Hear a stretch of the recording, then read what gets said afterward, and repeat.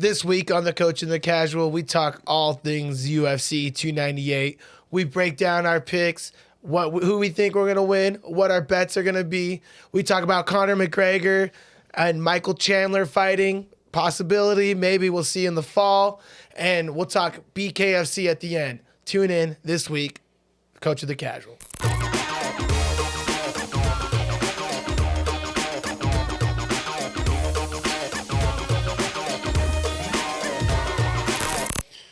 Hey man, I think we need to have like a little partnership inventory about your outfits, okay? I think I look good, dude. At a certain point, I look good. No, you look like I look like a European. Yeah, that's the problem. You look like fan. You dude. got tight jeans. Look, you got a scarf on. It's a UFC scarf. I've got. It's even UFC. I've got a firm belief that scarves are not for men. Are you cold? No, I am a little snowing, chilly. yeah. I'd rather be chilly than be wearing a scarf. I got my. I was walking my official Venom UFC shirt on. I was walking around New York, and every time I saw a dude wearing a scarf, I was like, "Oh, I could definitely beat that guy's ass." No way, bro! You can't beat my ass, and I got a scarf on. Well, the thing is, up until today, I actually believed that you could whoop on me, but you came in here wearing a scarf. I used to believe the same thing, you know. And then I was on The Ultimate Fighter, and James Krause was always wearing a scarf, looking sharp, and I was like, well, I'm gonna beat his ass. And I ended up losing the fight, and I was like, well, you know what? Maybe I'll wear a scarf. Scarf through, yeah. And since then, I was like, my neck is warm, and I feel great. Yeah, I don't it's know. It's a UFC scarf too. I would Old like school to hear, Reebok. I would like to hear people's opinions on that on the scarf thing, because I think it's. You know, it's like girls have a red flag or, something that pops up to them. For me, it's like a green flag. If a dude's wearing a scarf. Come at me, bro. I got a green light to Come go at me, bro. right Right here. I don't care how big you are. I'm sitting right here ready to fucking fight. I'll fight you in this room. I've never felt more empowered than this moment. Yeah, come at me. Let's try it. I'm feeling strong. I would have thought that you would have been wearing a headscarf, not a neck scarf. That's it. That was a good one. Come on, let's get into it. What do we got this week? 298, dude. I'm excited for this fight card.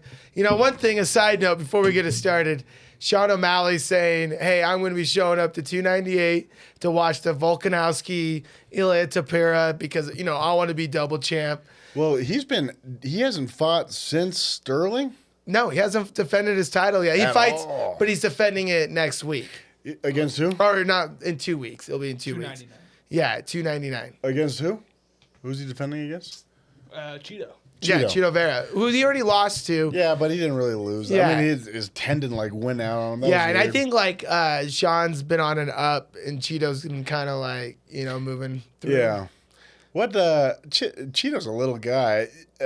I'm sure. You know what's interesting that Sean saying that against Ilya or Volk is that those are big boys. I mean, Sean's taller for sure. Yeah, but he's even been on record I'll fight worse guys with more hype because I want to make the money. He'd be fighting somebody world class at that point. And the power difference I think is a big difference.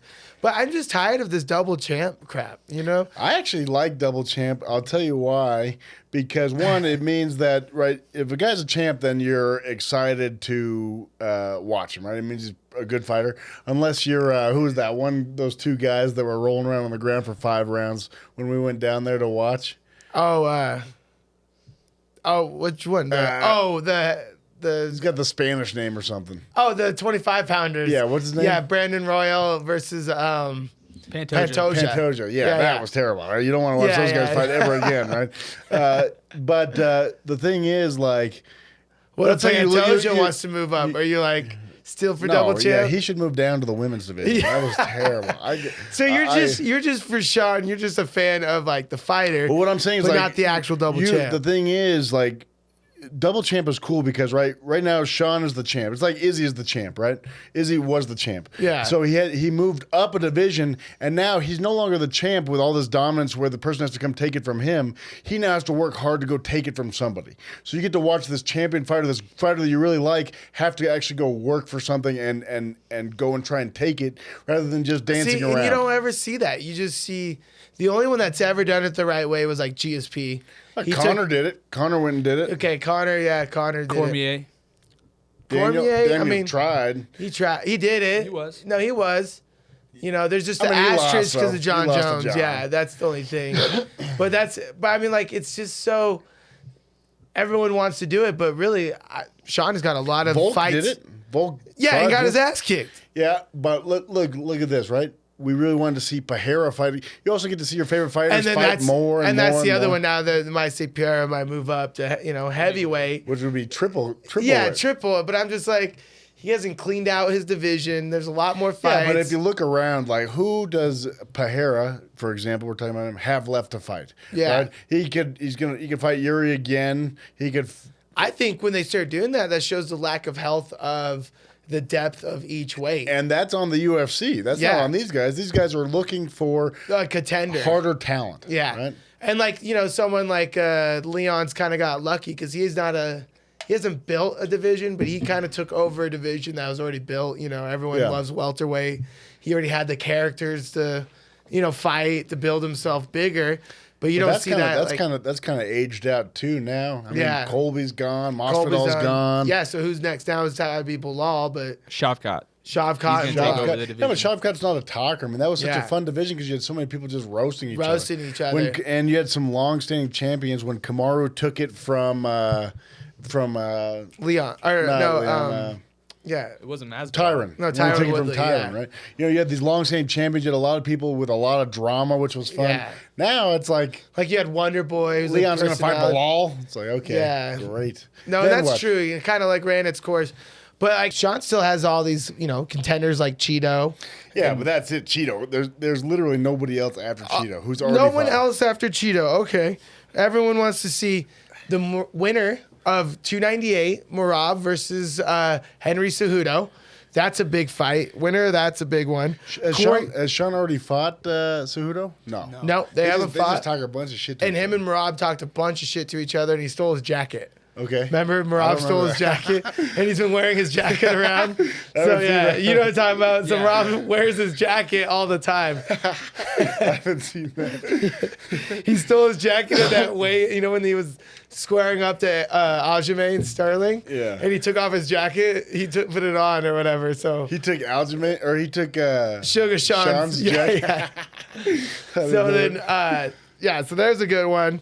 Corey Sandhagen. I mean, Corey's just one of the best strikers in the bantamweight But division. Sandhagen, has he ever really come back after he caught that ass whooping from TJ? He didn't even get an ass whooping from TJ. He arguably won that fight.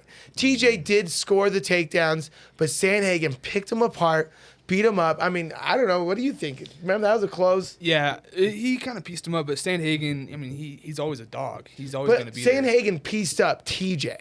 Who was the one that... And TJ won off of the more blitz wrestling. Wasn't it Sandhagen that already fought Sean? Who was the one with like the mustache that said, I just got invited to the Sugar Show? That Sugar hit him with one hit, knocked him out.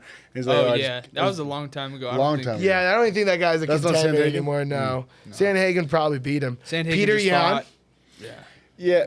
Yeah, but... Peter Yan Ever had the since- worst luck, and if he comes back But off it's of it, not luck. Aljamain did beat... he lost the belt on the technicality, but then Aljamain did beat him. Yeah. I mean, he beat him. I'm not saying that wasn't luck, but then like some of his other performances, he's just kind of like the last fight, it was kind of a close decision, and I think he won. And What do you think about Aljamain versus Sean? How close are they in weight? Aljamain and Sean. One division apart or what? No, he took his belt. he took his belt. That's where he got it from. Oh, Sean. Oh, that's right. They just Yeah, fought. yeah, They just yeah. fought. They just fought. And then winner Cody Garbrandt Figueroa. That's a great contender. I would hate to watch poor Cody go in there against Sean, though. You Cody, think so? This is because it's... Well, I if he think it's beats fun- Figueroa, I think it's fun that Cody is making his way back up there. You'd hate to see his hype train get derailed so quickly. but that's the best way to finish, right? What if he just went up, got knocked out, got his payday, and went off in the sun? I don't know, dude. Moved out of his van and got a new Didn't have house. to do ads for Blue Chew anymore. Yeah, just like, you know what I mean? Like, if you might not beat him, but if he beats Figueroa, that's a #1 contender almost fight. Two former champs. I can see Aljamain doing it because Aljamain is bigger than Sean. But like, those are all great fights. Would you rather see him fight those people or move up and fight the winner of Volk and Ilya Tapora? I guess the problem that Sean's got is he's... Answer the question. Don't. Yeah, I'd like to see some other matches in that division first. But as long as he stays active, if he beats who's he fighting again next week? Oh, he's fighting Cheeto. Yeah. If he beats Cheeto, if he beats another one, Peter Yan or someone. if he beats another one pretty dominantly, I'd like to see him move Or up. like, I want to see him in the winner of Merab Cejudo. Yeah. I think that's a I great. think so. I'm gonna take Henry in the fight, but We'll talk about that one later, Yeah, though. We'll yeah. get into these. But I'd hate to. I don't think. The problem is, I'd like to see some matchups, not with guys that are just the same weight, but I'd like to see some similar heights too. I mean, some of these height differences. Henry and Sean is unbelievable. Rob Font. Well, he's a tall. To be honest, bantamweight. height differences to me make for more boring fights because one of two things has to happen. The shorter guy must get the little guy on the ground. Yeah. He has to. So it's going to be a wrestle fight, or it's going to be the taller guy just dominating and striking. Yeah, I know. And honestly, let's get into 298. But like even Even before 298 is like, okay, this one made sense talking about Sean's division, but like going back to welterweight, the UFC is not having a lot of big homemade stars lately. I mean, it seems like a lot of the old generation is going away. I think they have the talent though. The talent, but here's the thing, and this is They where have the talent. This is where my specialty comes in as the casual, right? Is that Yeah. talent appeases the junkies that are the real knowledgeable people like you, but the casual fan and the ones who pay the money care about the drama and the shit talking, and it just seems Well, like what about like Ian Machado, Ian Gary? Ian Gary, and what about Machado? He's a welterweight. So let's say he wins this fight at 298. Do you think he's done a great job and be like a good entertaining? Well, he hasn't really. He's just been picked on, and he hasn't really done a good job about overcoming it. He's just been like, Well, I mean, have you not seen what he said to like? He's talked shit back. Like Yeah. he said, he talked shit to Sean and everybody like that. So he's been talking shit back. and He's become a huge star now. I just think it's hard, especially fighting is a quote unquote, manly sport. I mean, it's hard to come back from some of the things that he was dealing with in there. I mean, and see, that's the thing. Is Well, like, see, because the thing is, when you're looking at it, for me as a casual fan, when I'm looking at Yeah. these guys, it's these gods, these fighters, these Spartan warriors, right? Yeah. It's hard to meld that with all the stuff that he was dealing with his wife. yeah, and and like whatever, like they're into that, and that's like their own They personal. could be into it, but the But I think that also makes it, who he is. yeah, but that's what I'm saying. You know what I mean? That's what And I'm saying. As everybody a casual that's into fan, that- for me, like I want to support guys that I'm like, wow, dude. But that you want guy's to see him lose, so you'll watch him try to get Well, his the ass thing is, kicked. I just kind of feel bad for the guy. You know what I mean? Yeah, I want to see him get divorced. Yeah, that's true. But I mean, welterweight, Scott, Bilal Muhammad, Bilal Muhammad, I know that's your boy. Shavkat. But that's the problem. Here's the big problem, okay? Shavkat's the scary killer. Like he But doesn't need to here's say the big anything. problem with the UFC right now, right? And this is the tough part, is that so much talent. Okay, I don't want this to come off xenophobic at all, right? Let me just set that up. But it's just me working my brain through this thing, is that so much of the talent comes from outside of the U.S., right? Yeah. I mean, because they're coming from these countries, these hard countries, right? Where we've talked about this. Living in the U.S., it's kind of easy living. Oh, yeah. Much easier living than in Dagestan, right? Yeah, yeah. So you got all these killers coming out of these third world countries. However, the UFC is based here in the U.S. Yeah. So and that's who buys pay-per-views. pay-per-views. So And everywhere else doesn't buy pay-per-views except us. yeah, and so let me make this point, is that the problem is that you're getting these guys with all this talent, but the inability to verbally and dramatically entertain American fans. Yeah. So yeah, you're getting the best fighting organization in the world, but until you start making most of your money from outside the U.S., you need to fill it with people who can shape narrative here in the U.S. Yeah, so you're kind of like, you're more of the fan. They partnered with, WWE.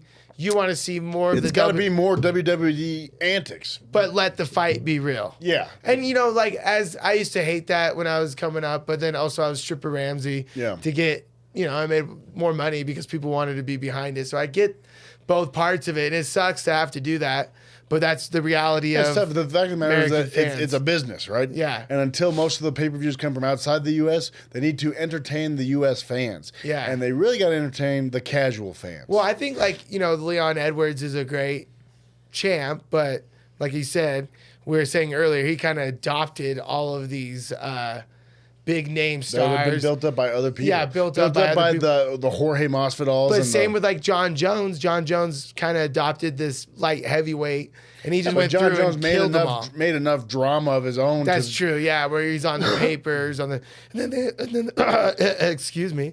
But then they had like Shavkat, who they've been marketing as like the killing. Yeah, he's a killer. But the thing is, where's the drama? How many? They literally one of the greatest fighters of all time. What's his name? The little guy, DJ. Yeah. Mighty Mouse. Mighty Mouse. Greatest fighters of all time. Couldn't sell pay-per-views. He had all these belts. Yeah. Couldn't sell pay-per-views. Whereas Chael. I think that's a size thing though too. Yeah, but I think 'cause, like, Chael's not this incredible fighter. Sold out almost all his fights. But like, okay, for you as a casual fan, you think you can beat up DJ in a fight? Probably. He's a little guy. Do you think you beat up Chow? No. See, and that's what I'm saying. Chael's like, big. Yeah, because he's big. So it's a sizes thing. Yeah, but to be honest, I'm just kidding. Obviously, DJ would whoop my ass. I'm just kidding. Yeah, I know he did that, but, like- flying, he did that flying armbar. I mean, But even then, like there's still a part of you that's like, yeah, 100% you believe that you could, maybe he's just so small you could catch him with one, and or maybe slam him on. And even like DJ admitted when he was on a podcast, he was like talking to that one dude that's like, oh, I'm 260 or whatever. Bradley Martin. And everyone else is like, Yeah, I don't. Was he talking to Mighty Mouse at the time? or he was like, he talked about it later on. Yeah. And he said like, no, Bradley Martin would be a problem for me because he is 260, and he's like, I fought at 125. So he's actually admitted that, and there is a part of people that. Aside from that, though, aside from the size of it, that argument holds up weight until you hear that I also think I could stand my ground against a couple of the welterweights too. Yeah. It's because they don't talk because it's like the squeaky wheel gets the grease, right? And it's some of these guys. What the UFC needs to develop is guys who can fight, who also have personalities. I mean, Colby. He's a great fighter, incredible wrestler, right? But honestly, like I even say it, as much as everybody hates on Colby before Usman won fight would have murdered Leon. Yeah, but Colby, You know what I mean? he's an incredible. Like that Leon or that Colby would have showed up and ragdolled Leon what he did in the 5th round. You mean like 5 years ago, Colby? Yeah. Oh yeah. But Colby in his prime. What I'm saying though and is Leon that in his prime. I still think Did you Colby. see Colby broke his foot like in the first minute of the fight? And honestly, he came out in a weird stance. I just think Colby was like, he was given kind of like, he was in a tough weight class against his kryptonite, Usman. And then by the time Usman was gone, he was out of his prime. So he never got. But the point I'm trying to make is that Colby is a great fighter. You can't deny it. But the big thing is that in Brazil, Colby made a choice to make a heel turn, right? And that made him far more money than any amount of his skill. They were about to cut him. Yeah. So what the UFC needs to be able to do is have a couple guys who are willing to basically trade away the rest of their lives as a heel, right? That's the problem is like, I mean, dude, the most toxic thing, and even, what's his name? John Anik. Literally, I mean, we can even talk about this. You see that? John Anik, the reporter and stuff, almost retired because he's so tired of the UFC toxic fans. Because online, I mean, like, even on this, like, you see how toxic people are on you, like, you fucking blah, blah, blah, you fat, and they just go off. And if they don't like your opinion, they go off on you. And even there's always one opinion and another opinion. And John Anik just said that he thought Strickland won, and people were just going at him to the point where he almost retired. Yeah. And that's what's kind of crazy. He's like, all right, well, people don't do that in WWE. Like the John Cena guys, like, if he was a heel, people aren't like, you're a heel in life. They're like, I'm a fan, Yeah. And so maybe if the fandom changed, you would get more of that. It's just fighting just brings out the real emotion. Yeah, but the fact of the matter is, like, I'll say this about Anik. Everybody likes Anik, right? Anik's likes a him. great reporter. But the problem, the thing you got to think to yourself is that I won't sympathize too much with Anik on that. Obviously, I haven't gotten the sheer level of. He's on a much higher level than us, so he got a lot more people talking trash to him, right? But the problem that he's got is that he has to do that from the sideline. We all have a job to do. You think the coal miner is like, oh, I love my job. No, we all have a job to do. Yeah. That's the hazards of his job. At least he's not in there getting punched in the face for it. And then all the time people are always like, telling me like, "Oh, you just live your dream at the gym all day." I'm like, "It's still a job." Yeah, it's like what we hear that one time was like I saw this thing where my wife thinks that my job is fun. It's like, no, I'm fun. Yeah, it's a job. Yeah, it's always a job. It's just I make what I do fun kind of thing. And it is like, yeah, am I doing something that I enjoy doing? Yes. Yeah, but it's just a conscious decision. I mean, so that's my opinion is that more guys with world-class talent have to be, and the only ones really kind of brave enough, quote unquote, to do that have been the American guys. How many outside and the English guys? I mean, Bisping and right? Ian. Yeah, and Ian, right? But how many of these third world guys have? Because also there's a language barrier. Yeah, that's so the problem. you know they're out there. It's like what's his name? Bobby was saying, "Oh, you mother bitch." Yeah, like, You or Manny Cap when he was like, Yeah. "You faggots," and everyone's like, "Oh, okay, yeah, don't say that." That was pretty funny. So it's tough for him. I get it, but as long as you're selling more pay-per-views here, you have to entertain the casual fan. Yeah, and I mean, does he entertain you? He went past entertainment to cringe. He went weird. Yeah, he kind of got weird with the nail painting and also he kept. I'm gonna freeze you like Elsa, but freeze you like that's weird. Yeah, he was tried to. You're like, hey, I have a daughter, so I have plenty of Frozen in my life. I'm watching fights to get away from that. It's like the casual fan. The casual fan wants to watch UFC to watch like testosterone fuel just. Yeah, like kill I'm gonna each get other. in there I'm and gonna beat your his ass. Yeah. Like you're not trying to have some clever line. Like a clever line is nice, but not like a. Yeah. But if Disney it's line. delivered in a way like Chael, I mean Chael's the king, or McGregor. I mean McGregor was outclassed a few times, but even still, he's been gone for 3 years now. Yeah. 3 years. The second that he gets on the card, it'll be sold out. It'll be. I mean, did you see? Let's segue right into this. Dana talking. He said if fall, Michael Chandler, Conor McGregor. He's like, we're trying to work on it. But then here's the thing. He's like, Michael Chandler deserves it because he deserves the payday. But I don't know if Conor wants to fight Michael Chandler. Well, I don't know if he wants to fight, man. Whoever Conor fights, Conor could literally fight a no-name and he'd be full. Yeah, it'd be full. But the problem that Conor's got now is, we talk about legacy, right? I think he actually does more damage to his legacy about keep not fighting but saying he's going to than if he had gone and fought and lost. Well, because nobody even expects Conor to really win. They'd love to see it, but he just. But like Chandler's, a little bit older than him. He hasn't fought in 2 years. Conor hasn't fought in we said 2.5 years about. Yeah, it'll be 3 years in July. Yeah, so they both are on the same out. I keep thinking Conor should come back, Nate Diaz 3. You know what you'd hate to see though is Conor coming back to fight and it being like a Nick versus Robbie Lawler. Yeah. Just where Nick is obviously just done. Robbie Lawler's throwing punches, but it's not much. You'd hate to see two guys like him and Chandler come in and have it be just a gassed fight. And that's the problem I can see with them is Chandler comes out, he's not a very good fight style from everyone because he's a bull. So you have to wear him down.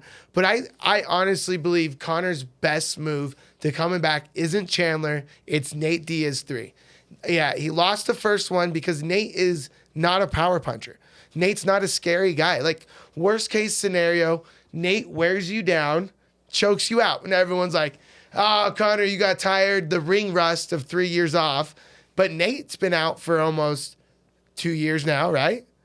About a year and a half? Yeah. 2 years. And then Nate's actually older than Conor. Yeah, but the problem now, dude, and I just think Nate just got that $20 million payday. They'd have to really pay Nate. But he said he'd be interested, and I think they offered Khabib $40 million. Yeah, I mean, that'd be incredible because Khabib would beat the brakes off. Yeah, but you're not going to want to fight. I don't want to see Khabib Conor. I want to see Conor come back and have a fair fight. And Nate and him are about the closest you're going to have, where it's actually where Chandler's style, he's so explosive that within about a round, they'll both be like, while Nate's kind of feel it out. Conor can feel it out, and they both know each other and would make it for a more exciting fight, while just as much drama, or if anything, those have been the highest selling pay-per-views of Conor's career, was Nate too. The biggest problem, other than Floyd. But that was in the big, height of things. The big problem that Conor's got is in reality, he needs to do 2 fights, right? It's like he fought Cowboy and he did his respectful Conor thing and he beat him. And then everybody was hyped back up on Conor. And then he goes and has a huge fight with 2 huge fights with Dustin, right? Yeah. But Conor is going to have the trouble of coming back. He needs to get a win under his belt because he's done far more damage. He lost 2 to Dustin, 1 with a broken leg. It's like whatever. He's done so much damage to his own reputation in the interim with all the cocaine and all of the shit talking. Yeah, and all I'm the coming partying. back. It's like he was. Do you think he has to come back and fight with all the shit he's talked? Or? I think he just needs to either come back and fight and be vintage Conor without manufactured drama. Or he needs to just be done because he's hurting. I mean, he can never be vintage Conor. He's never gonna move. I'm saying vintage Conor, like the shit talking, the entertainment, the entertainment. But then he's got to win. I mean, when he did the respectful thing with Cowboy, and then he broke his nose with his. I mean, people were like, "Holy, that's crazy." That's what I'm saying. The Nate Diaz 3. Yeah, but that's 2 washed guys. You know what I mean? Yeah, Nate's but it doesn't washed. matter. Everybody will watch it. He beats Nate 3, then he can come around and say, "Give me that title shot." You know what I mean? I don't know. He can literally beat Nate and get a Leon title. That would mean that Nate would have to be, or Conor would have to be like in the same. He's in the same division as Hamzat, isn't he? No. Nate was about to fight Hamzat. Leon. Well, Leon and Hamza are welterweight. Hamzat's moved up to middleweight now. Oh, because he didn't make that by like 8 pounds. Yeah. Right? But I think Conor at welterweight, his best chance of winning a title is versus Leon. I think Conor could beat Leon. He's not going to get wrestled. Leon's not exciting. Leon's not exciting. Yeah, but think about it like this. I don't know, dude, because Leon's not going to knock out Conor. I bet he'd lose pretty bad to Kamaru. Yes. And but Leon kicked Kamaru Kamaru's wants to head stay off. up at 85. And then if he just comes back and beats a Nate at welterweight, because Nate's a welterweight, who, hurt Leon. Remember, like the round 3? Yeah, I got you. Stumbled, yeah. So that's what I'm saying. He comes back, beats Nate. He could call for a welterweight title, and Leon is a winnable fight for him. Can you beat all the other? No, he can't beat Shavkat. He can't beat Bilal. He can't beat any of those other guys. I think but at most can beat Conor. Leon. I think at most Conor has 2 fights left that we even want. Right? If we could see him retire with the belt, people will still talk crap then because I think Conor's never defended a belt, right? No. He defended against.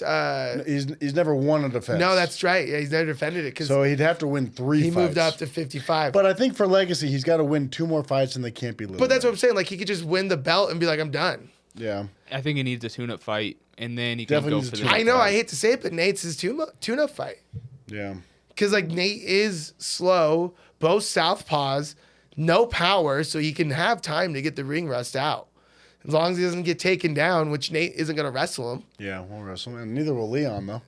And that's what I'm saying. That's why Leon is the winnable. Islam, no way. I mean, Islam would murder him at 55. That would Be a beatdown. Yeah. Speaking of Islam, we can move on from there.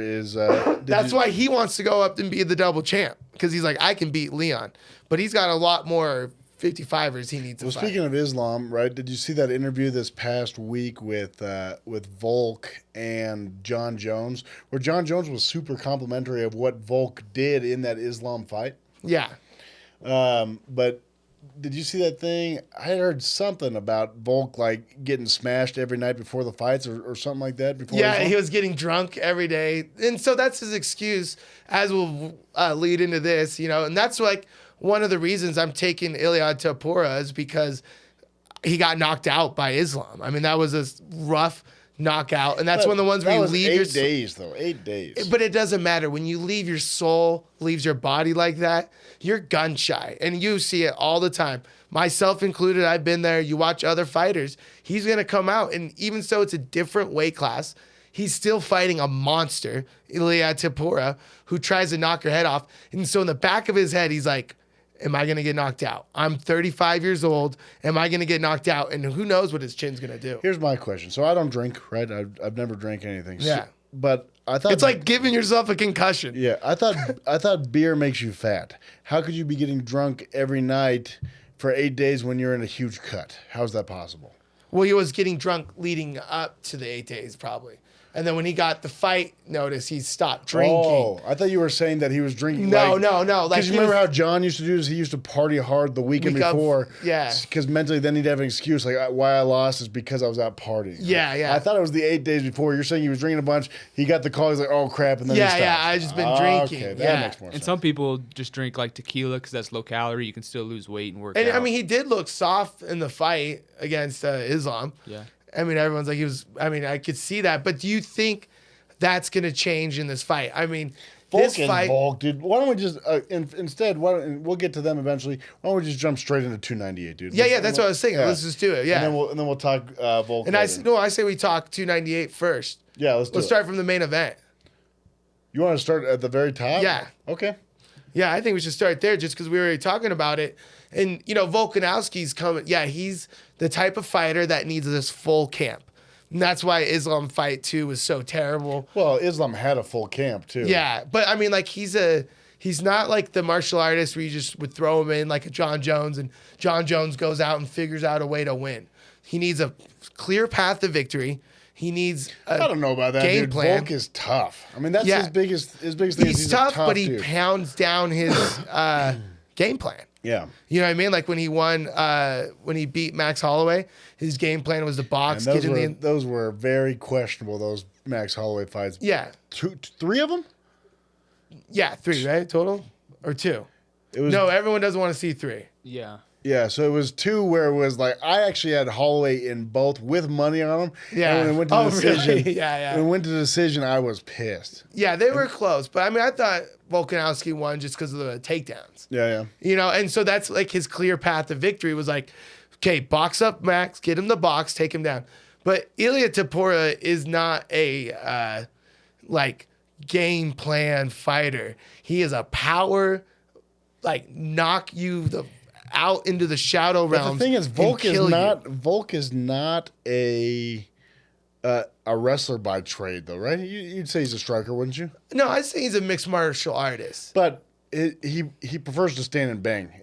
So the And problem I think the biggest bullcrap is everyone says he's the best striker in featherweight. No way. I think he's the toughest striker. Yes. I wouldn't say most technical, but definitely the hardest to knock out. One of the strongest, probably. Yeah. So the big thing with Volk, I'd say, is that with Ilya, I've got Volk in this fight. Yeah. The big thing with him against Ilya is that he doesn't have to worry about getting wrestle-effed like he did with Islam. Yeah. Right? So he gets knocked out by Islam because he's got to be so careful about getting taken down. When he gets to just stand and bang like he did with Holloway. I know, but dude, I know you don't really know Ilia Topuria. Yeah, you haven't never watched him fight. But his boxing is the best boxing in the UFC. I would say 100% with confidence, Ilia Topuria has the best boxing. He's got the cleanest hands, and I would say he's the only one, once he won a title, that I would want to see him fight a boxer, like the MMA versus boxer. He doesn't take people down. He doesn't try to he can stop all the takedowns, and he just throws with such power, and his combinations are so clean that I think Volkanovski's going to think, all right, let me land this game plan combo. And that's where I was saying earlier, he's a stagnant game planner while he's going to be running in. Ilya might eat part of it, boom, boom, boom, whack, knock him out. Like, I think Bilal Muhammad, when Vincent knocked him out, because he just sat there, ate a couple shots, and Vincent is a power shot puncher. And then Bilal's a game plan fighter, and that's when they, like, crash. I hear you. Right. The thing is, though, is like Max Holloway, great striker, right? Yeah. Learned it from the UFC video game. Yeah. But Max Holloway is such a good striker that he will give other fighters lessons in the middle of a fight. Yeah. You remember who was it? Brian Ortega? Max Holloway, great striker, right? So what does Volk do? Take him down. Strikes him down. Takes him down, right? Yeah. Ilya, great striker, right? But now Volk doesn't have to worry about it. Volk doesn't want to wrestle, doesn't want to grapple with a Dagestani, of course. Who would, right?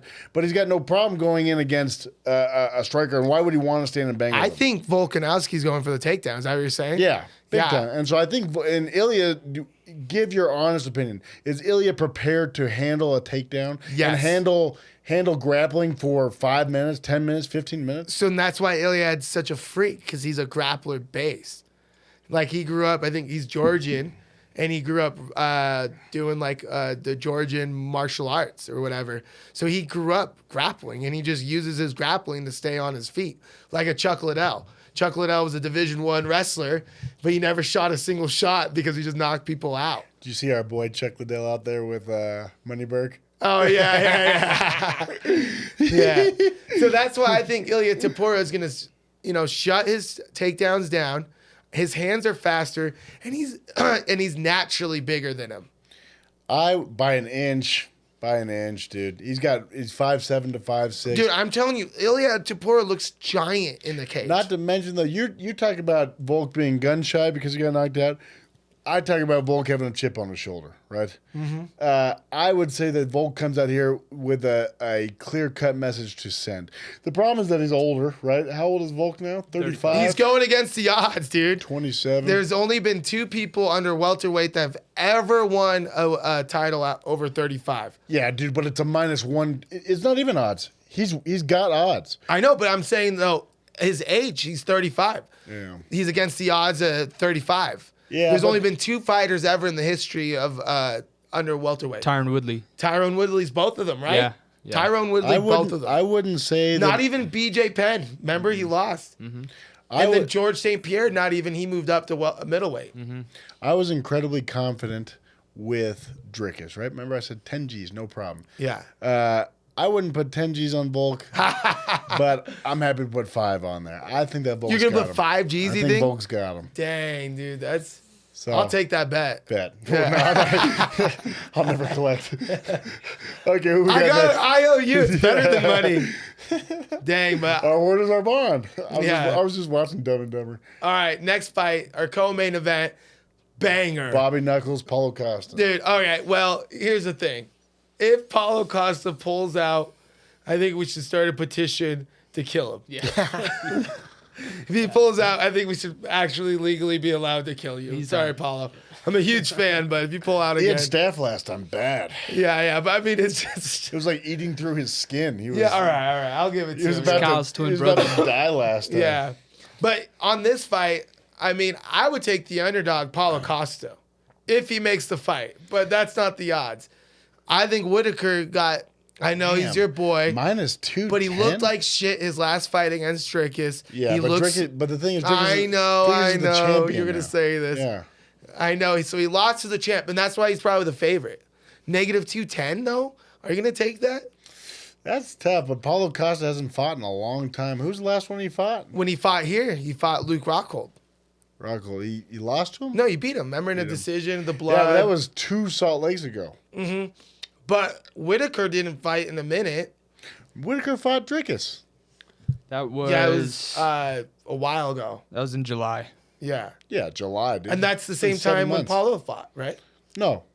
Paulo fought 18 months. August 22. So that's So it's Yeah. 18 months. He All hasn't right. fought it'll be almost 2 years, dude. Yeah. I just think Paulo Costa has a lot less smiles on him. And the Whitaker has I see where I would bet. But for 200, bro, I would put.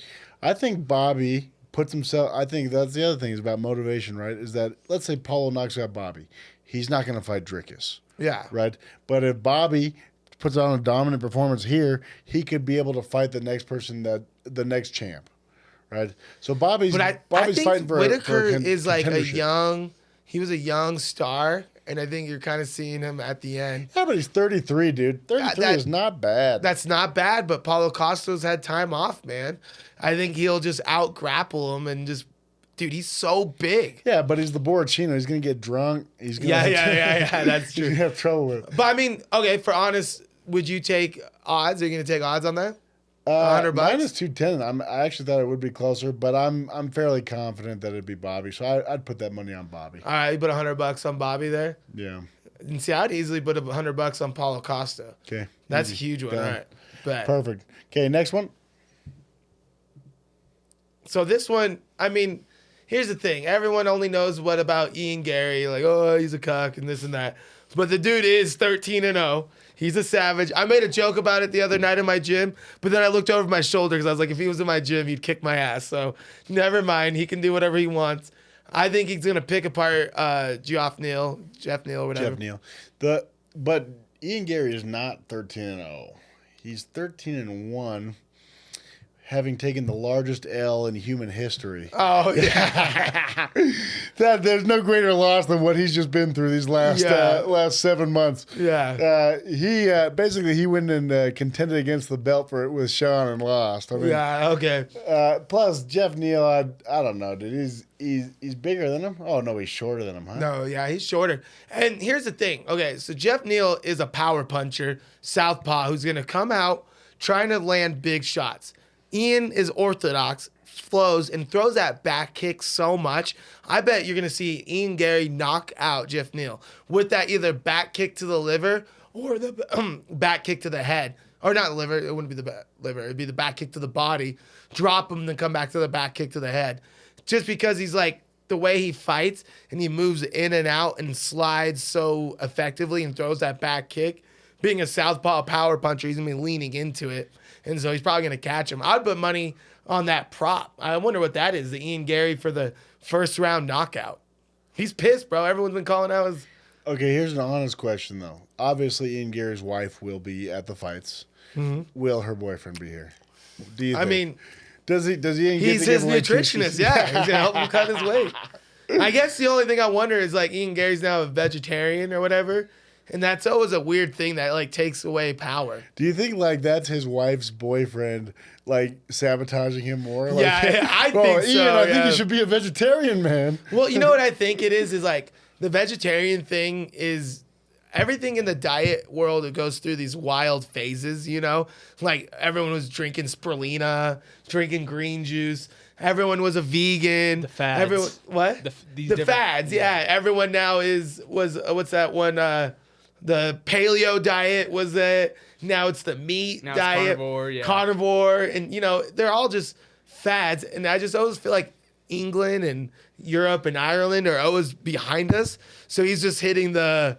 fad of the vegetarian fad now. Because, like, yeah, does it help you lose weight? Yeah, it does help you lose weight, but then you lose muscle too. Yeah. Because there's no way to get a complex protein without meat. Yeah, I mean, there's only one vegetarian I've ever feared, and that's Jake Shields. Yeah.